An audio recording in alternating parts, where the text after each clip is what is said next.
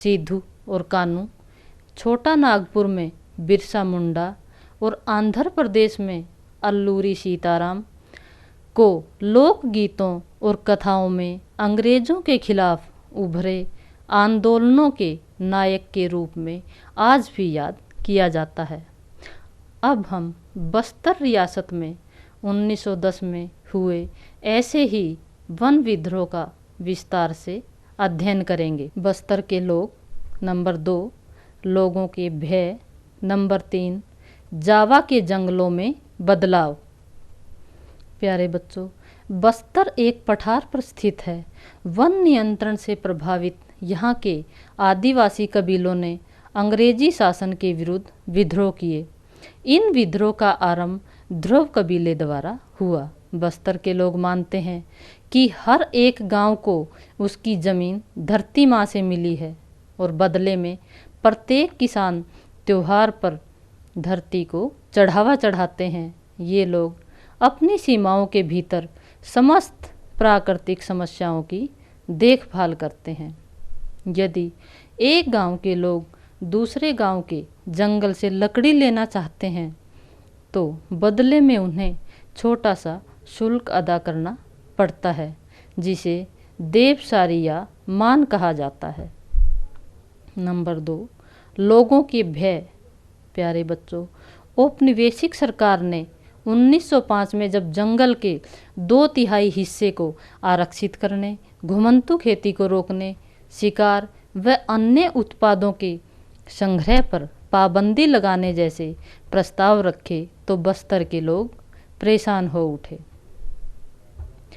कांगेर वनों के धुरवा समुदाय के लोग इस मुहिम में सबसे आगे थे, क्योंकि आरक्षण सबसे पहले यहीं लागू हुआ था। बहुत सारे लोग नेधानार गांव के गुंडाधूर को इस आंदोलन का नेता मानते थे। आंदोलनकारियों द्वारा बाजार लूटे गए, अफसरों और व्यापारियों के घर, स्कूल और पुलिस थानों को लूटा व जलाया गया। अंग्रेज़ों ने बगावत को कुचलने के लिए सेना भेजी। सेना ने उनके तंबुओं को घेर पर उन पर गोलियां चला दी। प्यारे बच्चों, इस प्रकार सेना को नियंत्रण पाने में 3 महीने लग गए, लेकिन वे गुंडाधूर को न पकड़ सके।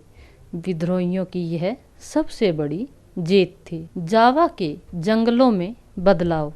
प्यारे बच्चों, जावा को आजकल इंडोनेशिया के चावल उत्पादक द्वीप के रूप में जाना जाता है, लेकिन एक ज़माने में यह क्षेत्र अधिकांशतः वनाच्छादित था, वनों से ढका हुआ था।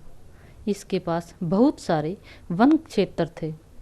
इंडोनेशिया एक डच उपनिवेश था और जैसा कि हम देखेंगे, भारत व इंडोनेशिया के वन कानूनों में कई समानताएं थी।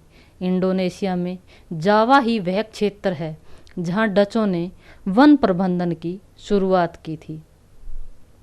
अंग्रेज़ों की तरह वह भी जहाज बनाने के लिए जावा से लकड़ी हासिल करना चाहते थे। सन 1600 में जावा की अनुमानित आबादी 34 लाख थी। हालांकि उपजाऊ मैदानों में ढेर सारे गांव थे, लेकिन पहाड़ों में भी घुमंतू खेती करने वाले अनेक समुदाय रहते थे। जावा के लकड़हारे। डच वैज्ञानिक वानिकी। प्यारे बच्चों, अब हम पढ़ते हैं जावा के लकड़हारों के बारे में। जावा में कलांग समुदाय के लोग कुशल लकड़हारे और घुमंतू किसान थे। उनका महत्व इस बात से आंका जा सकता है कि 1755 में जब जावा की माताराम रियासत बंटी तो यहाँ के 6000 कलांग परिवारों को भी दोनों राज्यों में बराबर बराबर बांट दिया गया।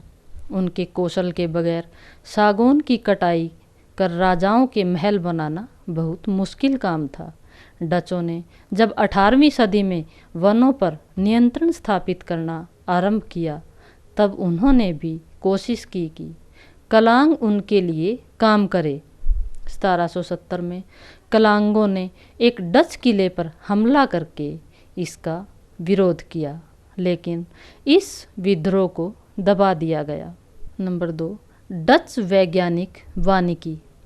प्यारे बच्चों, 19वीं सदी में जब लोगों के साथ साथ इलाकों पर भी नियंत्रण स्थापित करना जरूरी लगने लगा तो डच उपनिवेशकों ने जावा में वन कानून लागू कर ग्रामीणों को जंगल तक पहुंच पर बंदिशें लगा दी।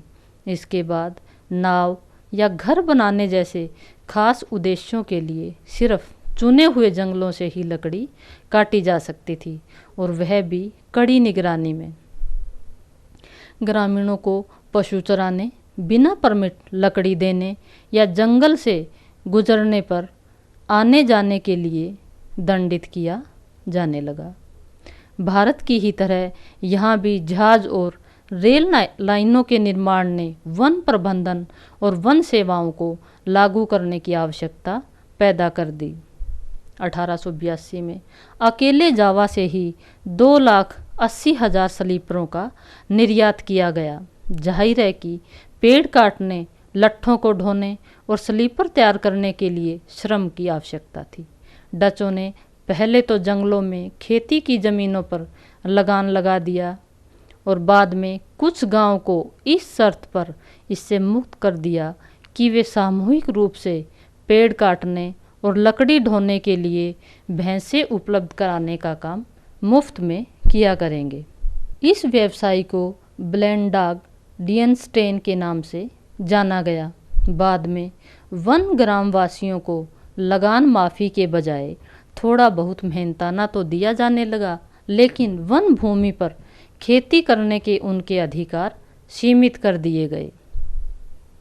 सामिन की चुनौती, युद्ध और वन विनाश, वानिकी में नए बदलाव।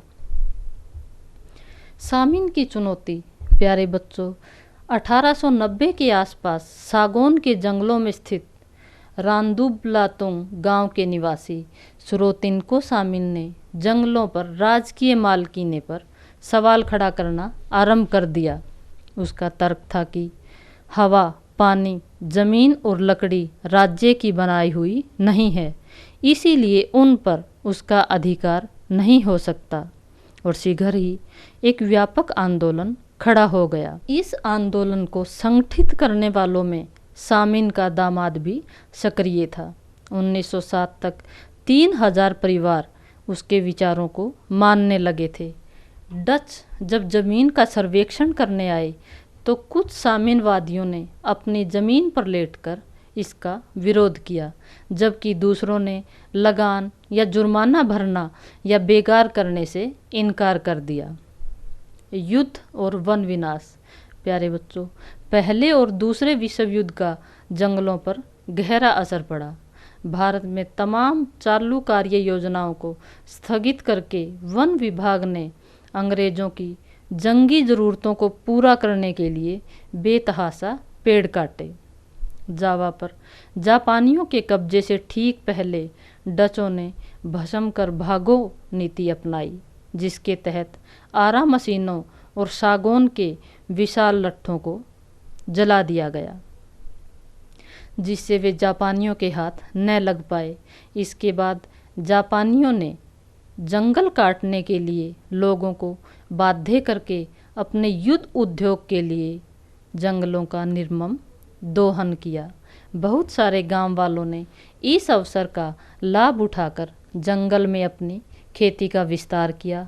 जंग के बाद इंडोनेशियाई वन सेवा के लिए इन जमीनों को वापस हासिल कर पाना कठिन था। हिंदुस्तान की ही तरह यहाँ भी खेती योग्य भूमि के प्रति लोगों की चाह और ज़मीन को नियंत्रित करने तथा लोगों को उससे बाहर रखने की वन विभाग की जिद के बीच टकराव पैदा हो गया। वानिकी में एक बदलाव। प्यारे बच्चों, 80 के दशक से एशिया और अफ्रीका की सरकारों को यह समझ आने लगा कि वैज्ञानिक वानिकी और वन समुदायों को जंगलों से बाहर रखने की नीतियों के चलते बार बार टकराव पैदा होते हैं। परिणाम स्वरूप वनों से इमारती लकड़ी हासिल करने की बजाय जंगलों का संरक्षण ज़्यादा महत्वपूर्ण लक्ष्य बन गया। सरकार ने यह भी मान लिया कि इस लक्ष्य को हासिल करने के लिए प्रदेशों में रहने वालों की मदद लेनी होगी। मिजोरम से लेकर केरल तक हिंदुस्तान में हर कहीं घने जंगल सिर्फ इसीलिए बच पाए कि ग्रामीणों ने सरना, देवराकुड्डू, कान, राई इत्यादि नामों से पवित्र बगीचा समझकर इनकी रक्षा की। कुछ गांव तो वन रक्षकों पर निर्भर रहने के बजाय अपने जंगलों की चौकसी आप करते रहे।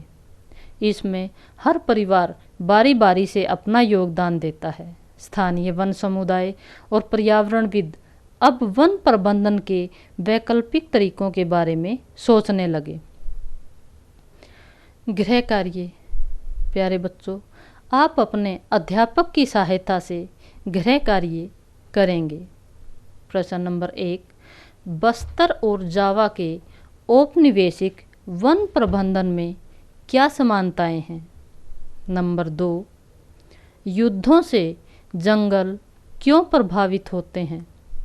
नंबर 3, वनों का हमारे जीवन में क्या महत्व है? नंबर 4, वनों के विनाश का कोई एक कारण बताओ। नंबर 5, बागान से क्या अभिप्राय है? नंबर 6, इमारती लकड़ी के 2 वृक्षों के नाम बताओ। नंबर 7, महुआ के पेड़ से क्या प्राप्त होता है? नंबर 8, विश्व के किन भागों में झूम खेती की जाती है? प्यारे बच्चों, आज का हमारा व्याख्यान यहीं पर समाप्त होता है। धन्यवाद।